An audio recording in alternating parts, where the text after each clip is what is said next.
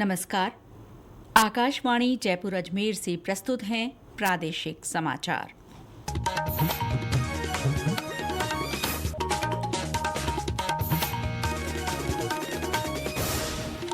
मुख्य समाचार। प्रधानमंत्री नरेंद्र मोदी 22 मई को बीकानेर से 26,000 करोड़ रुपए से अधिक लागत की कई विकास परियोजनाएं राष्ट्र को समर्पित करेंगे। प्रधानमंत्री श्री मोदी ने WHO के सत्र को वर्चुअली संबोधित करते हुए सभी से स्वस्थ जीवन के लिए योग को अपनाने का आह्वान किया। राज्यपाल हरिभाऊ बागड़े ने विश्वविद्यालयों के दीक्षांत समारोह हर साल आयोजित करने को कहा। और प्रदेश में बीकानेर, जयपुर और भरतपुर संभाग में भीषण गर्मी और लू, अगले 2 दिनों में तापमान में और बढ़ोतरी की संभावना। समाचारों के साथ मैं शीला चावला और अब समाचार विस्तार से। प्रधानमंत्री नरेंद्र मोदी 22 मई को बीकानेर से 26,000 करोड़ रुपए से ज्यादा लागत की कई विकास परियोजनाएं राष्ट्र को समर्पित करेंगे। ये रेलवे, सड़क, ऊर्जा, जल, नवी और नवीकरणीय ऊर्जा क्षेत्र के लिए महत्वपूर्ण भूमिका निभाएंगी। और ब्यौरा दे रही हैं हमारी प्रतिनिधि डॉक्टर सालेहा गाजी। प्रधानमंत्री देशनोक से 18 राज्यों और केंद्र शासित प्रदेशों के 86 जिलों में 103 पुनर्विकसित अमृत भारत स्टेशन का भी उद्घाटन करेंगे। इसके साथ ही वे बीकानेर मुंबई एक्सप्रेस ट्रेन को भी हरी झंडी दिखाकर रवाना करेंगे। प्रधानमंत्री चूरू सादुलपुर रेल लाइन की आधारशिला रखेंगे और सूरतगढ़, फलौदी, फुलेरा, डेगाना, उदयपुर, हिम्मतनगर, फलौदी, जैसलमेर और समदड़ी बाड़मेर रेल लाइन की विद्युतीकरण परियोजनाएं राष्ट्र को समर्पित करेंगे। श्री मोदी राज्य सरकार की महत्वपूर्ण 25 परियोजनाओं का शिलान्यास, उद्घाटन और लोकार्पण करेंगे। वे राजस्थान में 7 सड़क परियोजनाएं भी राष्ट्र को समर्पित करेंगे। अक्षय ऊर्जा को बढ़ावा देने के लिए भी प्रधानमंत्री सौर और बिजली परियोजनाओं की आधारशिला रखेंगे। हमारी हनुमानगढ़ संवाददाता ने बताया कि वर्चुअली उद्घाटन वाले स्टेशनों में जिले का गोगामेड़ी स्टेशन भी शामिल है। इसके कायाकल्प पर करीब 14 करोड़ रुपए खर्च किए गए हैं। हनुमानगढ़ जिले के नौहर कस्बे में स्थित ऐतिहासिक गोगामेड़ी स्टेशन का अमृत भारत स्टेशन योजना के तहत नव निर्माण किया गया है। विकसित इस स्टेशन में सौंदर्य, सुविधा और संस्कृति तीनों का समन्वय है। इस स्टेशन पर भव्य प्रवेश द्वार, आकर्षक हाई मास्ट लाइटिंग, आधुनिक प्रतीक्षालय, टिकट काउंटर, मॉडर्न टॉयलेट और दिव्यांग जनों के लिए सुगम रैंप जैसी सुविधाएं विकसित की गई है। प्लेटफॉर्म पर शेल्टर कोच, इंडिकेशन सिस्टम और सूचना के लिए डिजिटल डिस्प्ले लगाए गए हैं। सभी सुविधाओं को दिव्यांग जन अनुकूल बनाया गया है। वहीं रेलवे स्टेशन पर राजस्थान की लोक कला, संस्कृति और परंपराओं की झलक भी देखने को मिल रही है। नैना देवी, आकाशवाणी समाचार, हनुमानगढ़। चूरू के राजगढ़ स्टेशन को करीब 17 करोड़ रुपए की लागत से नया रूप दिया गया है। हमारे संवाददाता ने बताया कि नए आधुनिक सुविधा युक्त जगमगाते स्टेशन को देखकर यात्री उत्साहित हैं। अमृत भारत स्टेशन योजना के तहत करीब 17 करोड़ रुपए से अधिक की लागत से चूरू जिले के राजगढ़ रेलवे स्टेशन की काया पलट गई है। पूरी तरह से काम पूरा हो जाने के बाद इस रेलवे स्टेशन पर बड़े महानगरों जैसी आधुनिक सुविधाएं मिलने लगेगी, जिसको लेकर आम जन में खुशी का माहौल बना हुआ है। रेलवे स्टेशन पर तकनीकी आधुनिक सुविधाओं से रेल आने जाने व कौन सा कोच कहाँ स्टैंड करेगा, तमाम दिशा निर्देश यात्रियों को मिलेगा। तकनीकी सीढ़ी भी लगाई जा रही है। रेलवे स्टेशन का विस्तार भी किया जाकर 4 प्लेटफॉर्म कर दिया गया है। पहले इतना विकसित नहीं था। अब देखे तो रात भर रोशनी जगमगाती है। सरवण शर्मा, आकाशवाणी समाचार, चूरू। प्रधानमंत्री नरेंद्र मोदी ने कहा है कि भारत में बड़े पैमाने पर स्वास्थ्य सुधार हो रहे हैं। सरकार ने देश भर में हजारों स्वास्थ्य और कल्याण केंद्रों का विशाल नेटवर्क बनाया है।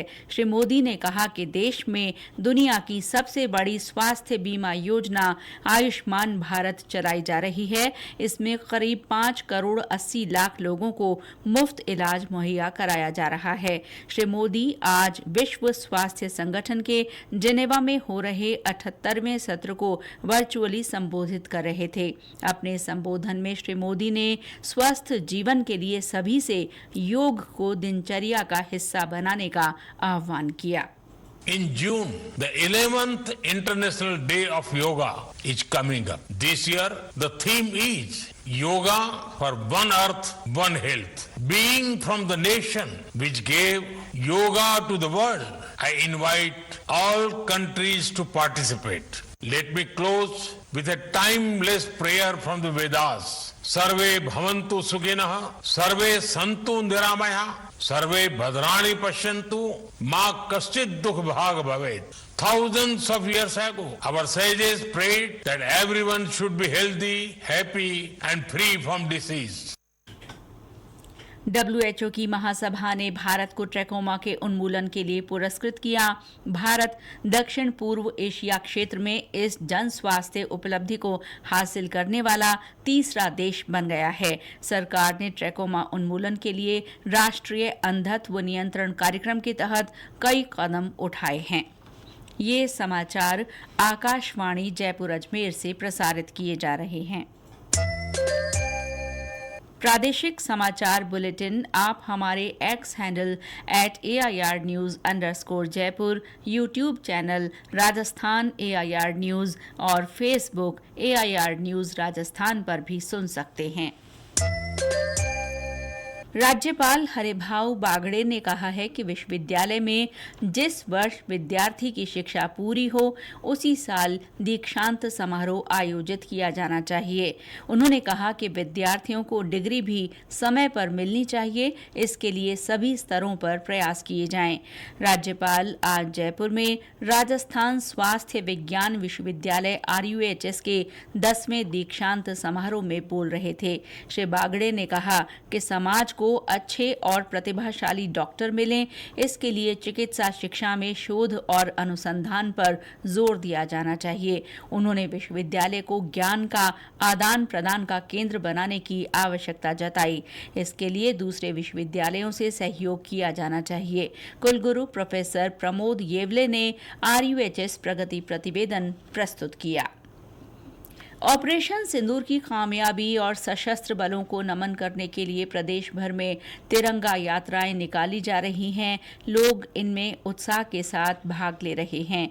गीतों और नारों की गूंज से माहौल देशभक्तिपूर्ण बना हुआ है। सवाई माधोपुर की खंडार तहसील में निकाली गई तिरंगा यात्रा का विभिन्न स्थानों पर लोगों ने फूल बरसाकर स्वागत किया। जयपुर में आज महिलाओं की ओर से सिंदूर यात्रा निकाली जा रही है। यात्रा को मुख्यमंत्री भजनलाल शर्मा ने संबोधित किया।